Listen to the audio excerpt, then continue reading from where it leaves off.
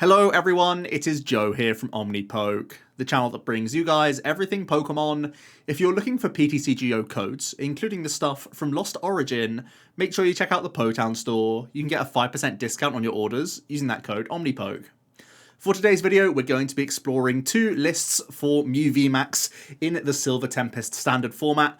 A lot of people are talking about Fusion Mew potentially coming back. I also think DTE MEW still continues to have a lot of merit in this format. So let's have a look at the big upgrades that Mew gets, and I think Grove Tablet is the obvious one, allowing us to search our deck for any one card and put it directly into our hand. It will flip our V-Star marker. Mew typically didn't have access to a V-Star power, so this is amazing for us. Think of it like a guaranteed cram heads flip. What a feeling that is. As you know, it means that it improves your opening hands, just getting you into the game with hitting VIP passes if need be, when nothing else is available to you. But it also means that throughout the game, if you're missing a combo piece, like missing potentially power tablets or choice belt to reach into a KO, you can cherry pick a card. If you're looking for the second cross switch in your hand to guarantee Gust, this can be so flexible at any point in the game, especially because you can bank that Grove Tablet onto a Genesect at any point, carry on drawing with your Genesects, see what you hit and miss, and then finish your turn strong, activating that Grove Tablet card, which is incredible.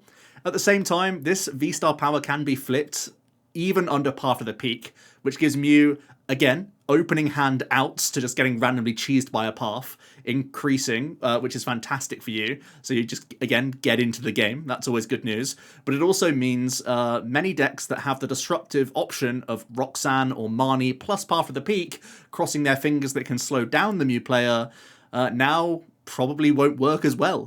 You're going to have that Grove Tablet protection. Of course, there can be like lost vacuums incorporated into their sort of disruption route, but that's an extra piece they need to have. They need to have that much more of a good hand, and it's not very easy for many decks to have that entire combination every single game at the very least. So this is a huge upgrade for Mew, which is great to see.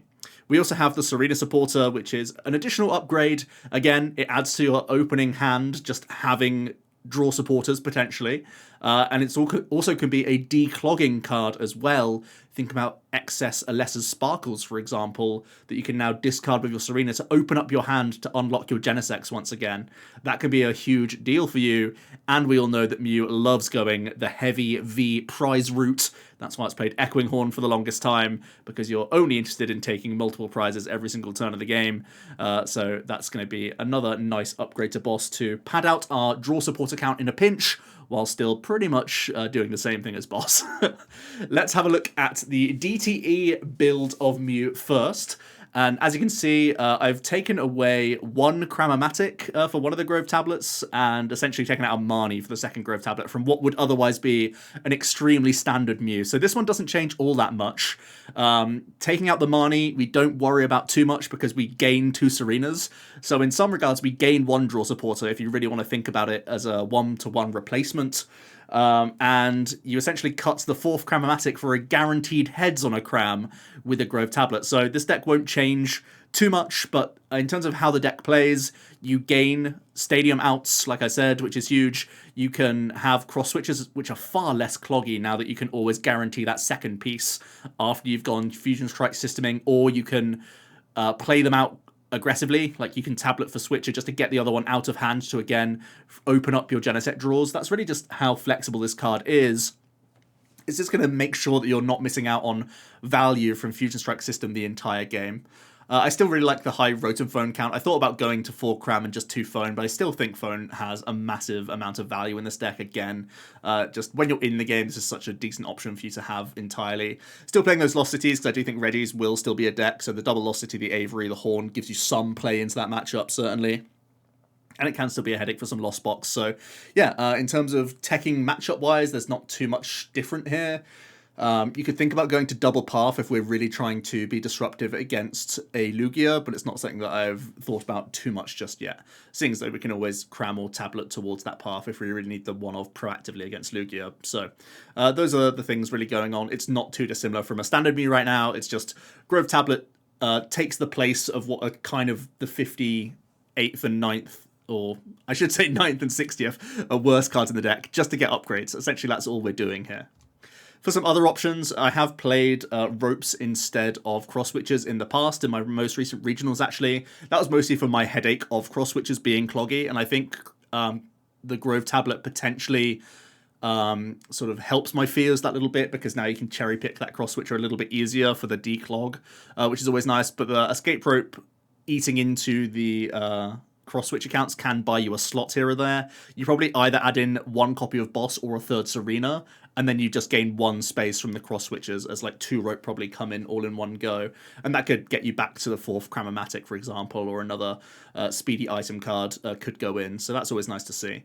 Some other tool cards could come into the list. Big Parasol could be very handy for the Giratina matchup, but also the Lugia matchup if they are going to try and use the likes of Yveltal as a one-hit KO option against you, rather than Regigigas. You can protect yourself nicely with the Parasol, and the counterpoint would be Tooljammer could come in if you're up against a Regigigas deck, not just something in a Lugia, because they could use their powerful colorless to embarrass you.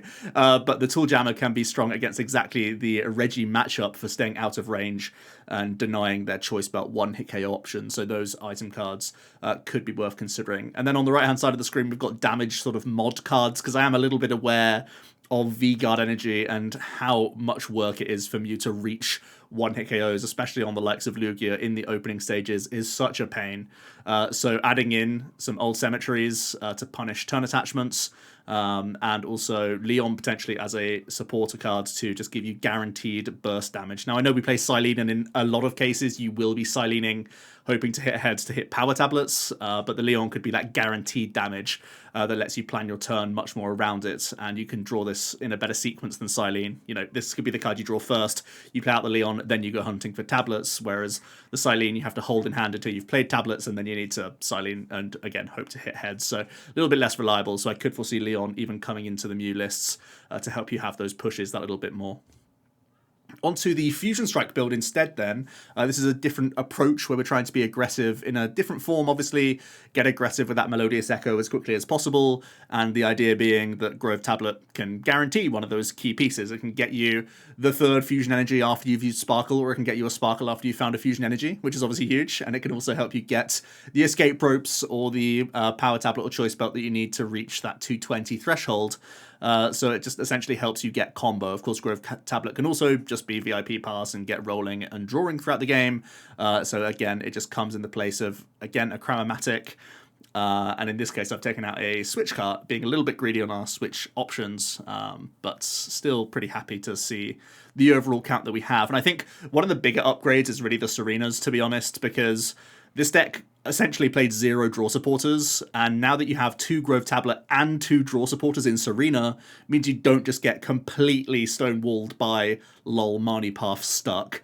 Now you at least have a couple more outs to keep drawing into the game, and that's massive in my opinion. The stadium split I've gone for is a couple Rose Tower, keeping it classic, as well as the Lost Cities, again, to give you maybe some defense against Lost Box and Regis. This is real copium though, because we're only playing 1 boss and no Avery, so we are very light on our tech right now for the Regi deck. So the Lost Cities again could become other stadiums if you think it's a lost cause against Regis, or you could further tech your deck out to improve that matchup. Honestly, I like the 2 count of Grove Tablet over any other count. I've thought about one-ofs just because it means I get to play more other cards, but just the immediateness of finding a Grove Tablet is massive. Like, anytime you've played Mew and your first Cram gets heads, you're literally rubbing your hands. It's incredible how much it does for you, because that immediate access to go wide on the board or just to hit that Sparkle with no headache is so massive, especially for a deck like this that has to draw things in the right sequence sometimes. You're always on that tightrope. The more you use Genesect, the more likelihood that you draw into Fusion Energy that then breaks your combo. So it's massive that you hit these Grove Tablets and just get into the game and get just guaranteed very strong turns. So that's really what we're going for here. As for other options, like I said, if you want to have Avery, you could improve that time into Regis. Cyllene could again be coming in, similar to what I was saying about the Leon in the previous build. Cyllene allows us to have more access to power tablets and choice belt and that sort of thing, but it is also just that versatile card that can help out the stadiums and other cards when we need it, to give us some redundancy for, you know, aggressively discarding possibly like a VMAX or a V, knowing that you can Cyllene them back later. Pokemon Catcher will be the full high roll, and I'm sure people will be going for the full high roll builds these days, hoping to whenever you go second, just really pounce on the opponent and make them have better hands, make them have the double V on board, otherwise you completely punish them and can steal a game away from many decks thanks to those heads, flips, on catchers. Because of course you're locked into a lesser sparkle turn 1 going second if you want to put out any attacking pressure, so this is your gusting option of choice. Even though I like the cross switches in the DTE build, I think it's far less reasonable than Pokemon catchers, so I think you are still flipping the coin if you are playing a sparkle build. That's just my opinion.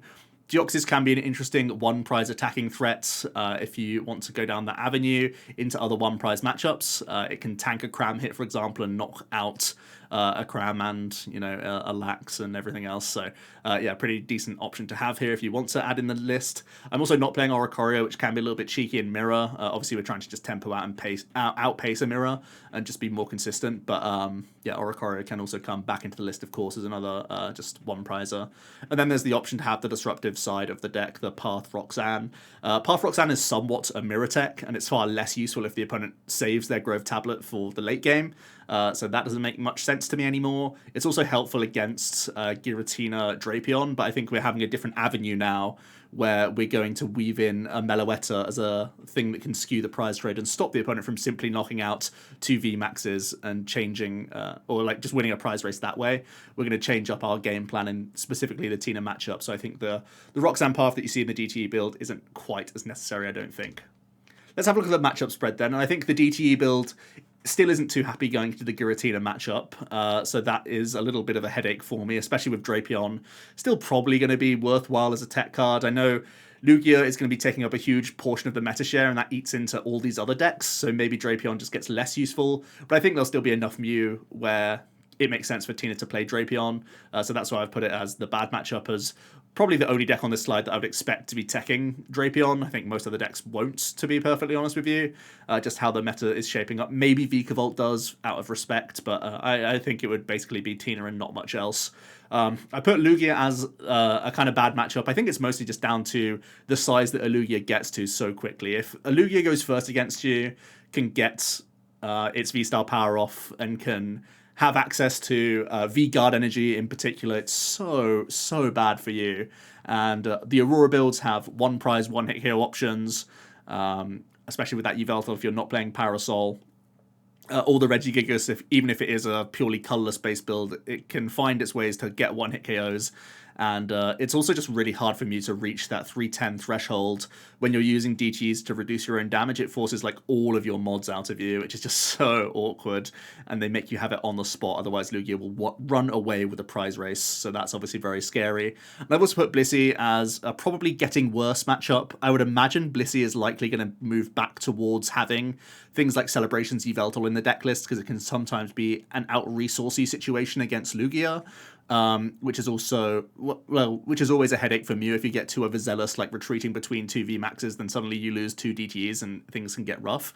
But mostly it's actually the V-Guard energy, again, coming into the Blissey, forcing more resources, making their Hyper Potions just that much more effective against you, especially combining it with the Yell Towels and whatnot. I feel like it's just a bigger resource slog for Mew going forwards. So even though the path is a little bit less effective for the Blissey, it's harder for Mew to just churn through the massive amount of these big Blissies in the game. So I think these are probably the harder matchups that Mew's staring down in this format. On to my closing thoughts then. Naturally, the 60 cards for Mew gets better. You improve your time against random path, you get into the game that little bit more with less just complete dead hands, and you have late game protection. That's no doubt just like going to be very good in a huge number of games. The actual 60 card list you're playing is just far stronger in a vacuum. The only thing I'd say is the matchup spread is still kind of mediocre for Mew. Still very good going first, especially for the DTE based build of Mew.